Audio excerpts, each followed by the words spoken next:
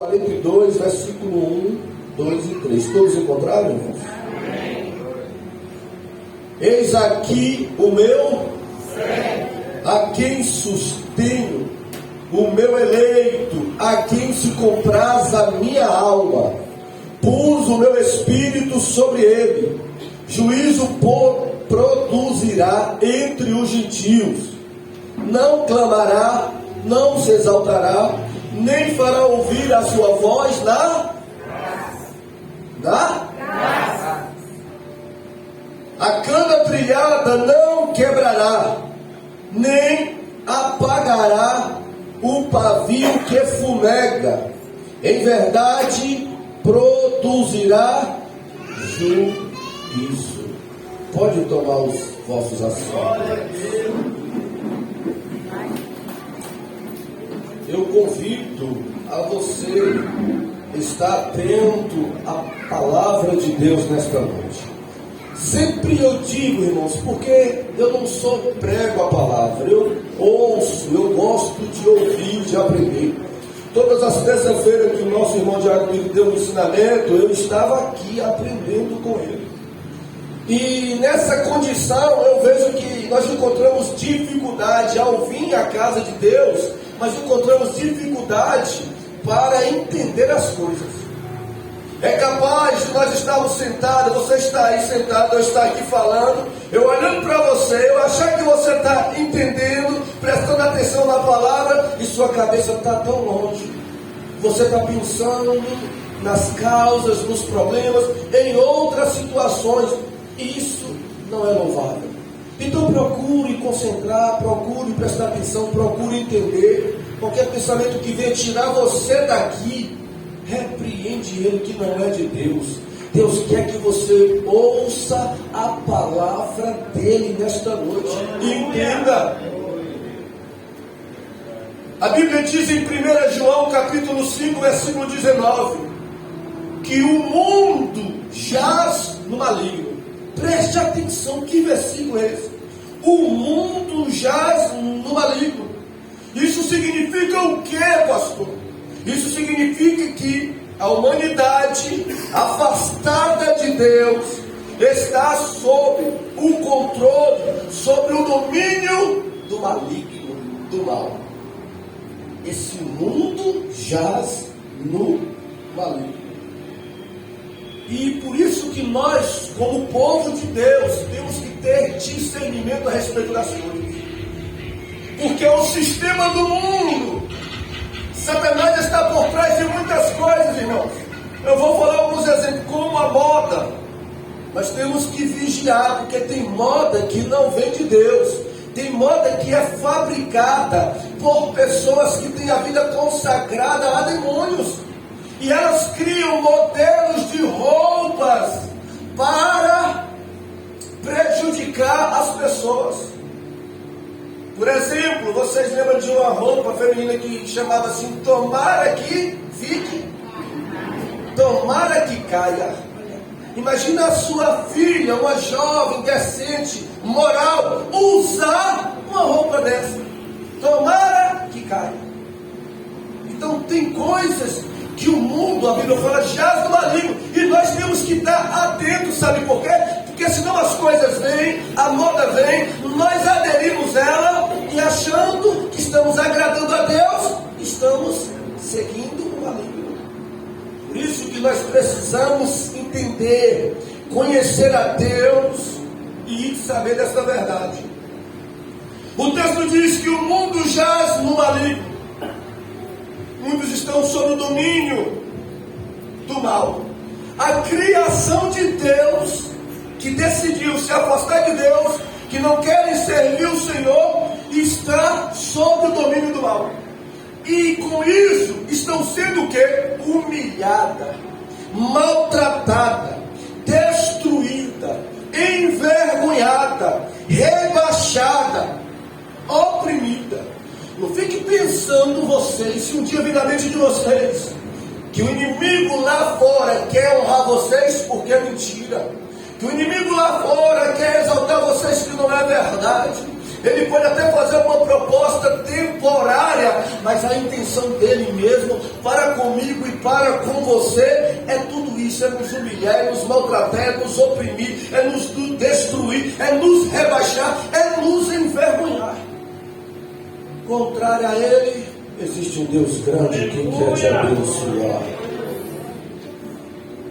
Só que o inimigo, ele quer trabalhar, quer agir de que forma? Pelo menos em 3 áreas: na área espiritual, moral e física das pessoas. Escute, o mundo jaz no maligno e o inimigo quer fazer isso com as pessoas que moram na terra, que são criação de Deus. E ele quer fazer tudo isso: maltratar, destruir, humilhar espiritualmente. Como? Tirando a paz do ser humano, cativando, ou melhor dizendo, colocando eles cativos, esvaziando os mesmos de Deus, matando, cegando espiritualmente, e fazendo com que essas pessoas vivam sem poder e sem autoridade. Essa é a vontade do maligno, no qual o mundo jaz. Só que não é só espiritualmente, moralmente também.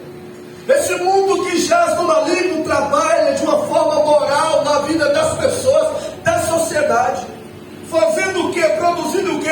Crueldade e atrocidades. Irmãos, se nós ligarmos a televisão, o noticiário, nós ficamos assustados. Quem assiste muito noticiário não tem nem vontade de ir na rua, porque é tanto medo, com tanta perversidade, com tanta atrocidades cometidas por pessoas contra outras.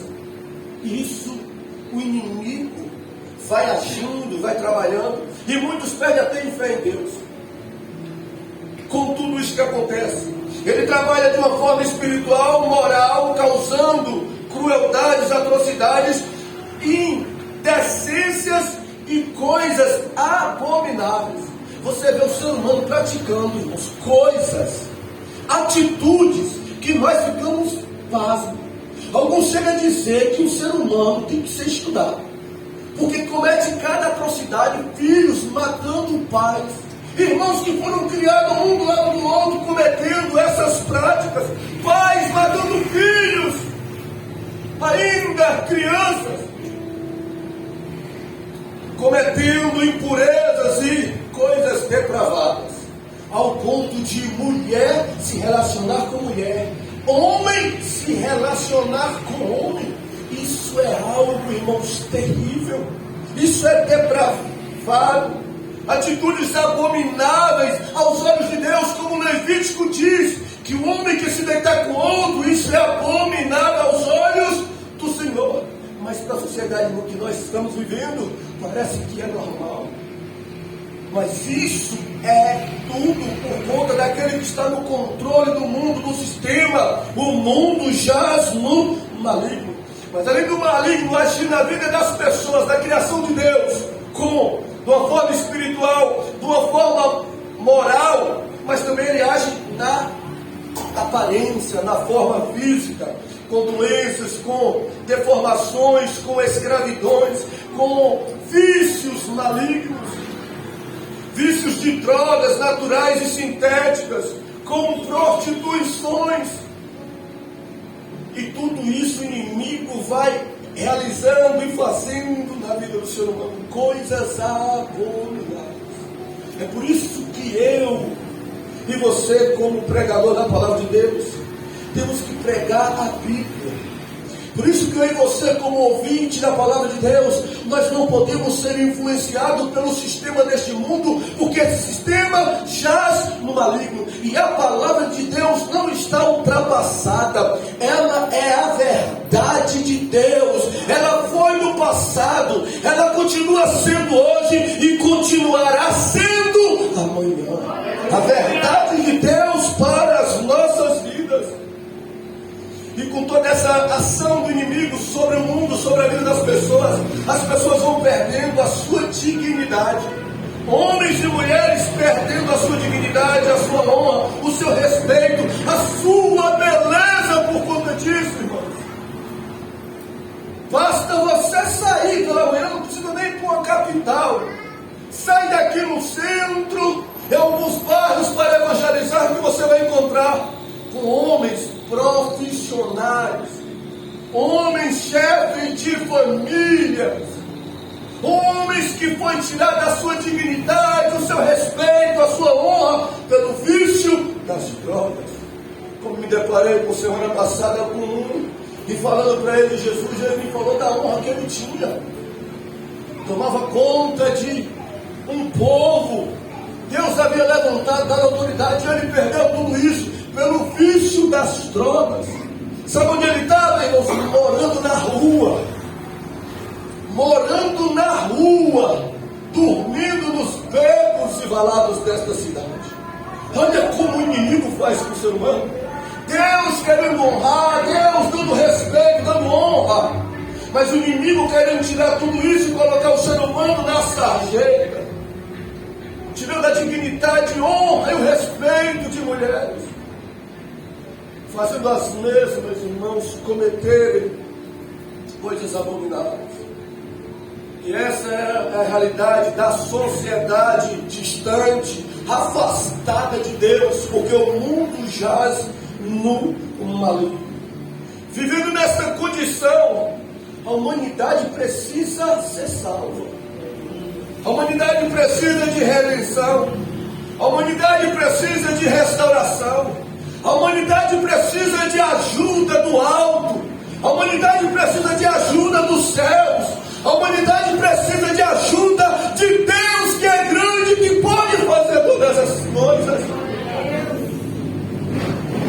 E Deus prometeu que haveria de ajudar, visto que Adão e Eva perderam esta autoridade, dando lugar para o inimigo, e foi dada esta autoridade para ele, e ele começou a agir desde lá no mundo. Só que Deus prometeu agir na vida do ser humano. Em Gênesis 3,15, Deus prometeu que alguém nasceria de uma mulher e iria vencer o maligno e o mal. Olha que promessa maravilhosa. Deus prometeu que haveria de enviar um nascido de mulher, e que esse iria vencer Satanás, iria vencer todo o mal. Aí, quem é esse, pastor? O texto vai dizer. Olha o que o versículo 1 diz. É esse que Deus mandou, esse Deus enviou, que na época do profeta Isaías, 700 anos atrás, Deus haveria de enviar ainda. E diz assim: eis aqui o meu servo, a quem sustenho, o meu eleito, a quem compraz a minha alma, pus o meu espírito sobre ele. Juízo produzirá entre as nações. Eu gostaria de frisar, de fato, o versículo 3, mas vamos até lá, nós vamos explicar esse versículo 1 e o versículo 2. O versículo 1, quando Deus diz assim: eis aqui o meu servo, Deus está falando que haveria de enviar um servo dele para realizar essa missão. Eis aqui o meu servo. E o que mais? O verso 1 vai dizer que ele diz: a quem sustento, a quem sustento. Deus o sustentaria, iria amparar, iria nutrir, iria cuidar daquele no qual ele haveria de enviar. Vou enviar o meu servo para a terra, e o Senhor vai enviar, e o que mais? Eu vou cuidar dele, eu vou sustentar ele, até porque Deus cuida daqueles que ele envia. Versículo 1 ainda diz que depois que Deus diz: eu o sustento, diz: em quem comprazo a minha alma. Deus está dizendo: eu vou enviar alguém para tirar, para vencer o maligno e o mal, e eu vou enviar ele, é meu servo, eu vou sustentar, e a minha alma compraz nele, como se Deus dissesse: aquele que eu vou enviar, eu tenho prazer nele, eu sinto contentamento nele, eu tenho alegria nele, eu tenho deleite na pessoa dele. Além disso, o versículo vai dizer: pus o meu espírito, ou seja, Deus haveria de enviar o seu servo, Deus haveria de sustentá-lo, Deus haveria de se alegrar nele, e agora Deus dizendo: eu vou dar unção, poder e autoridade para ele realizar a missão. No versículo 1 ainda, para finalizar, a parte final do versículo diz assim: o juízo produzirá entre os gentios. Preste atenção para você entender. Ele disse que ele haveria enviar o servo, sustentar, ter alegria no servo, dar do seu espírito ao servo, e que a missão seria trazer redenção e justiça, não só para Israel, mas para os gentios, que significa todas as outras nações. E quem seria esse servo, pastor, que Deus haveria de enviar? Seriam dos profetas menores? Seriam dos profetas maiores? Lucas capítulo 4, quando Jesus entrou no templo, ele abriu o livro de Isaías e disse: o Espírito do Senhor é sobre mim, porque Ele me ungiu, Ele me ungiu, Ele me ungiu. Esta é uma profecia messiânica. E o texto diz que ele diz: o Espírito do Senhor é sobre mim, pois que me ungiu para evangelizar os pobres, enviou-me a curar os quebrantados do coração, a pregoar liberdade aos cativos, a dar vista aos cegos, e pôr em liberdade os oprimidos, e anunciar o ano aceitável do Senhor. O Senhor Jesus está dizendo aqui naquele dia na sinagoga: eu sou o enviado de Deus. Eu sou o servo que ele diz lá em Isaías capítulo 42, que ele haveria de enviar, que ele haveria de sustentar, que ele haveria de ter prazer. Vocês lembram quando Jesus entrou no Rio Jordão e foi batizado? A Bíblia diz que o Espírito Santo desceu como forma corpórea sobre ele, e que ouviu-se uma voz do céu dizendo: este é meu filho em quem me comprazo, este é meu filho em quem tenho prazer, este é meu filho a quem me alegro, a quem me deleito na vida dele. Então Jesus é aquele no qual o Senhor Deus e Pai enviou nesta terra para desfazer as obras do inimigo, para restaurar a vida das pessoas. É ele no qual Isaías profetizou. A missão dele, a prioridade era Israel de verdade, mas não era unicamente Israel. Prioridade não significa que é uma coisa única. Primeiro ele veio à casa de Israel, mas depois para os gentios. 1 de João capítulo 3 vai dizer sobre Jesus que Jesus veio desfazer as obras do diabo. Como eu falei, o mundo jaz no maligno, e o inimigo está prejudicando as pessoas espiritualmente, moralmente, fisicamente. Aí Jesus, o texto fala que veio para desfazer as obras do maligno. Atos 10, Pedro vai falar na casa de Cornélio: a esse Jesus, no qual eu estou pregando para vocês, ele veio fazendo bem, desfazendo das obras do inimigo. Então o profeta Isaías, nesse versículo 1, está se referindo à pessoa de Cristo, que ele seria o enviado do Pai para realizar uma missão aqui na terra. E no versículo 2, apesar de realizar muitos milagres, ser dotado de grande sabedoria, poder, unção, ele seria diferente das autoridades religiosas do tempo dele.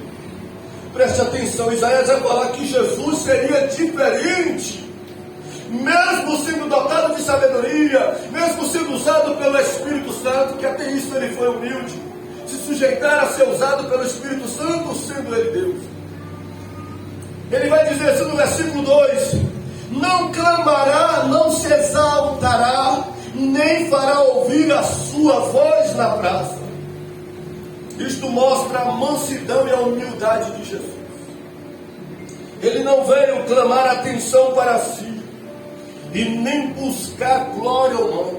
Ele veio para exaltar ao Pai, para glorificar a Deus, como nós cantamos aqui nesta noite.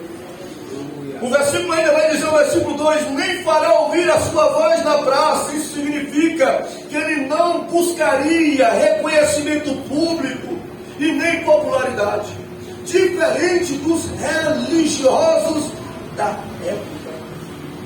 Isso que nos ensina para todos nós. Jesus era servo e como servo queria exaltar ao Pai. Tudo que ele fazia para engrandecer a Deus, o Criador. E isso nos ensina a tomar esta atitude, a reconhecer que o que temos, que o que possuímos, o que Deus nos deu, foi para a glória e exaltação dele.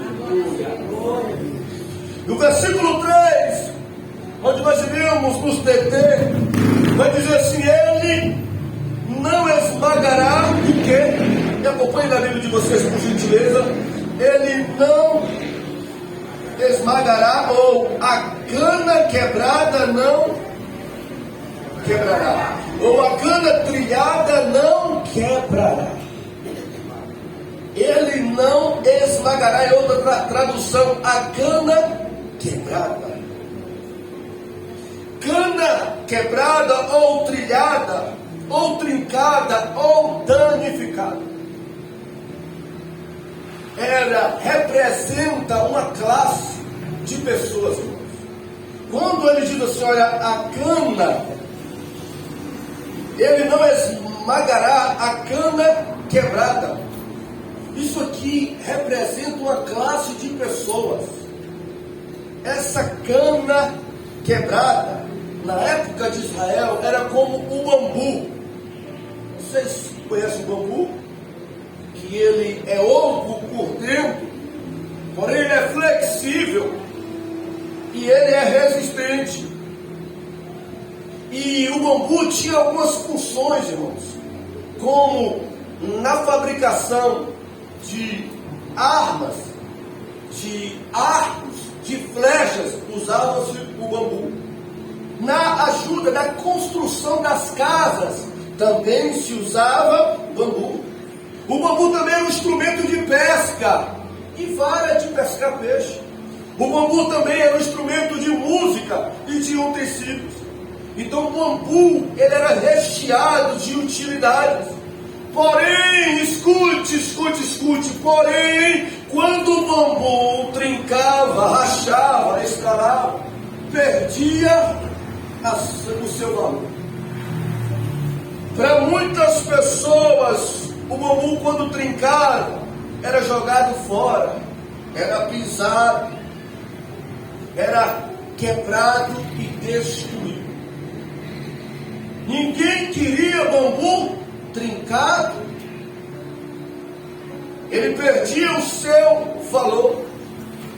E esse bambu, desta forma, como o profeta Isaías diz, que ele não esmagará a cana quebrada, se refere a essa classe de pessoas, irmãos, oprimidas, castigadas, humilhadas por Satanás. E que Jesus haveria de vir nesta terra e que se deparia com esta classe de pessoas, pessoas feridas, pessoas machucadas, pessoas maltratadas, pessoas abatidas, pessoas quebradas, pessoas sofridas, pessoas exauridas. Ele iria na terra e se depararia com esta classe de pessoas. E quando o profeta diz assim, ele, o servo que Deus enviou, aquele que não ficava se exaltando, quando ele encontrasse com a cana trincada, ele não iria esmagar, ele não iria pisotear, e ele iria fazer o quê? Jesus, quando ele veio, ele não veio matar quem já está morrendo. Esse versículo vai nos mostrar que Jesus veio e ele não veio humilhar quem já está sendo humilhado por Satanás. Esse versículo vai nos mostrar que Jesus veio e ele não veio arruinar quem já está arruinado. Esse versículo vai nos mostrar que Jesus veio e não veio abater quem já está abatido. Esse versículo vai nos mostrar que o Senhor Jesus veio e não veio para destruir quem já está quebrado. Ele não esmagará a cana quebrada, que manda sorarás. E o que ele veio fazer, pastor, com esta classe de pessoas machucadas, feridas, maltratadas, abatidas, sofridas, exauridas pelas coisas deste mundo e pelo inimigo? Mateus 1 diz que ele veio perdoar.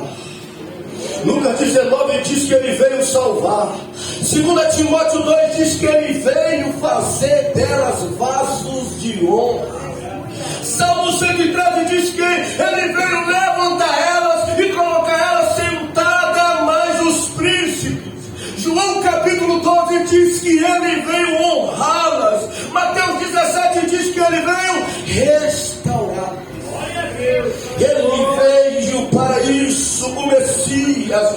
Você que já foi uma cana trilhada, ou você que me escuta nesta noite, que está nesta condição de cana trilhada, moído, desvalorizado, rejeitado, menosprezado e abatido, Jesus, ele veio para te tirar desta condição. Jesus, ele veio, a palavra está dizendo que ele veio para restaurar, para levantar e para abençoar a humanidade.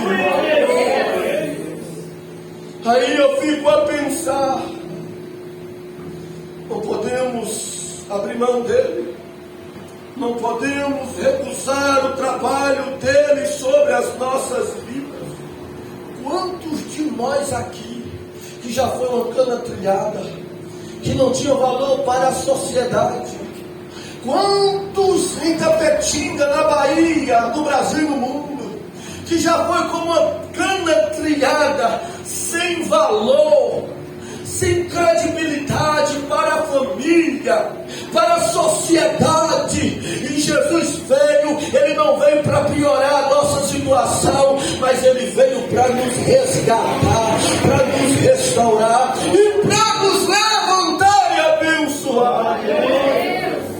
Ele trabalha diferente, ele não pisa, não destrói a cana trilhada. Louvado seja Deus por isso. É por isso que nós precisamos saber desta verdade, para a gente saber lidar com as pessoas do mundo, com as pessoas que estão com uma cana trilhada. E nós temos que fazer como Jesus, não quebrar elas, não pisotear elas, mas fazer como Jesus fez conosco. Perdoou, salvou, restaurou, levantou, abençoou, encheu da presença dele. Nós precisamos seguir os passos do nosso mestre. Só que o versículo 3 não acaba só na cana trilhada. O versículo vai dizer que ele não iria, a cana trilhada ele não quebrará e nem apagará o pavio que fumega. Pavio, um material de algodão ou de linho, que ficava uma parte de fora do lampião, ou da lamparina, ou da candeia.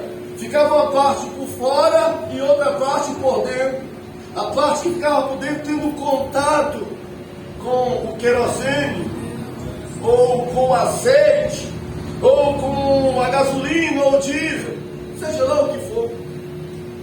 E ele ali estava com fogo, iluminando o ambiente que estava, mas até que, faltando oxigênio ou faltando o combustível, ele começava a fumegar.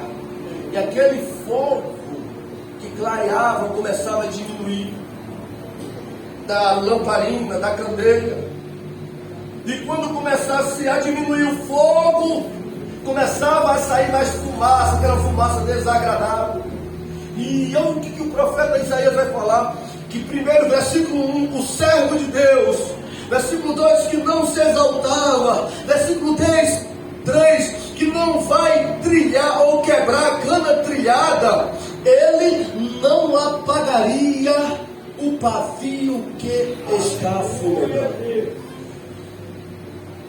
Se a cana trilhada representa, pastor, uma classe de pessoas que, como na introdução eu falei, vive oprimida pelo inimigo, vive escravizada pelo maligno, vive nesse mundo tendo uma vida terrível, irmãos. E que Jesus veio para salvar essas pessoas, libertar as mesmas. O que o pavio significa? O pavio se refere a essas pessoas que já estão se apagando. Olha, o texto fala bem assim, que ele não vai apagar o pavio que fumega, o pavio que só está saindo fumaça. Ele não vai terminar de apagar. Ele não vai desligar este fogo. Isso significa que o Senhor Jesus não iria apagar quem já está desligando. Isso significa que o Senhor Jesus não iria secar a fonte daqueles que já estão se esvaziando. Isso nos mostra que Jesus não iria enfraquecer mais os que estão fracos. Isso significa que ele não iria exaurir os que já estão cansados. Jesus não veio para isso. Jesus não veio para esmagar a cana trilhada e nem para apagar aqueles no qual a esperança já está morrendo, aqueles nos qual não tem mais perspectiva de vida, aqueles no qual não tem mais sonhos, não tem mais projetos. O texto diz que ele veio e não veio para apagar esta classe de pessoas. Um pavio que fumega está com a luz fraca e desligando. Se Jesus não veio para apagar o pavio que fumega, o que ele veio fazer, pastor, com essa classe de pessoas? Mateus 3, João Batista diz que ele veio encher de azeite. Quem está sem combustível, quem está sem querosene, sem diesel, sem gasolina, sem azeite, está já se apagando. João Batista disse que ele veio para encher de azeite, para encher do Espírito Santo. Ele veio para quê? Se relacionar com essas pessoas. Atos 2 diz que ele veio para incendiar ao invés de apagar. Atos 4 diz que ele veio para renovar ao invés de desligar. Atos 10 diz que ele veio para inflamar ao invés de apagar. Atos 19 diz que Jesus ele veio para atear fogo na vida destas pessoas, para que elas não parem de transmitir a sua glória, a sua imagem. Ele não veio apagar o pavio que fumega. Talvez nesta noite você seja como um pavio. Talvez aquele fogo que você já teve. Talvez você já foi alguém que estava cheio desse combustível de Deus, do azeite, da presença do Senhor. Mas as lutas desta vida, as provações, as batalhas espirituais, as insatisfações, as frustrações, tudo isso tem lhe consumido e tem abatido você de uma forma que você está aqui nesta noite só pela misericórdia de Deus. Eu não consigo detectar isso e nem o seu irmão do lado, mas Deus sabe que o seu azeite está esgotando. Deus sabe que você já está fumegando. E Jesus te trouxe aqui, me deu essa palavra para dizer que Ele não vai te apagar. Ele vai fazer o que, pastor? Ele quer te encher, Ele quer te incendiar, Ele quer te renovar, Ele quer te inflamar com combustível do céu, com a presença do Todo-Poderoso, para que você continue brilhando, para que você continue reluzindo, para que você continue resplandecendo a glória de Deus na face da terra. Ele não quebra ou não destrói a cana trincada, e nem apaga o pavio que fumega. Provérbios 4,18 diz que a luz ou a vereda do justo é como a aurora, que vai brilhando mais e mais até que seja dia perfeito. A tendência, o versículo fala, o querer de Deus, não é que a luz do justo, não é que a luz de um cristão, não é que a luz de alguém passa aí se apagando dia após dia. Hoje vai ficar inflamando, amanhã já está diminuindo, depois já está fumegando, no outro já está desligando. A Bíblia diz que não é esta a ordem cronológica. A Bíblia diz que a luz, a vereda do justo é como a aurora que vai brilhando. Brilha hoje, amanhã está incendiado, amanhã já está reluzindo, no outro dia já está pegando fogo. A tendência, a ordem de Deus é fazer com que cada dia nós venhamos melhorar, nós venhamos ser mais cheios da presença dele, a nossa face venha transmitir a glória e a presença dele sobre as nossas vidas. Depois é a porta desta casa, eu pela porta desta casa eu ouvi Liana falando, vamos orar por renovo. Eu falei, Deus, o Deus que está usando ela foi o mesmo que me deu para pregar esta mensagem. Eu quero te dizer que hoje é uma oportunidade para você. Deus nos deu esta palavra. E hoje é uma oportunidade para você sair desta casa. Jesus não está aqui para te apagar. Jesus não está aqui para te pisotear. Ele está aqui para te levantar e para te incendiar com a presença dele. Você continua, explica sobre os seus pés. Feche os teus olhos e ore junto comigo a Ele. Eu vou deixar você orar e você falar com Deus. Eu vou deixar porque todos nós temos acesso a Deus por Cristo Jesus. E como foi dito aqui, cada um tem uma experiência, né, com Deus pessoal. E você pode falar para Ele a sua condição. Eu acredito piamente que esta profecia que Isaías falou de Jesus é verdadeira. O servo de Deus Pai é o Cristo, Salvador das nossas vidas, o cabeça desta igreja que morreu por nós na cruz do Calvário e que ressuscitou no terceiro dia. Ele que veio e em tudo exaltava e glorificava ao Pai. Ele que veio ao encontro de pessoas, aleluia, como canas quebrada, brincada, mas não para destruir, mas para restaurar, para sarar, para curar. É como se Isaías dissesse, olha a primeira parte do versículo, a cana trilhada ele não quebrará, em sua ponta cura.